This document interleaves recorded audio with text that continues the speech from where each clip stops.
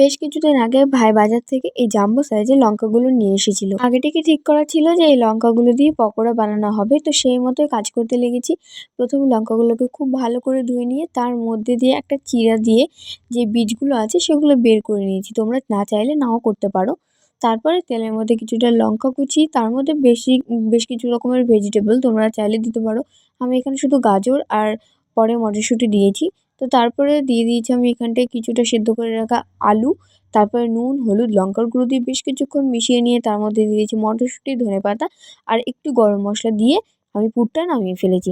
তারপরে বেসনের মধ্যে তার মধ্যে কিছুটা নুন, লঙ্কার গুঁড়ো, কালো জিরে আর বেশ কিছুটা চাট মশলা দিয়ে একটা গাঢ় ব্যাটার রেডি করে নেব। তারপরে লঙ্কার মধ্যে ওই পুরটা ঢুকিয়ে সেগুলোকে খুব ভালো করে ফিল আপ করে দিয়ে বেসনের গোলায় চুবিয়ে তেলে ভেজে নিলেই কিন্তু রেডি আমাদের লঙ্কার পকোড়া। কেমন লাগলো অবশ্যই জানিও। দেখা হচ্ছে নেক্সট একটা ভিডিওতে। তো চলো, টাটা।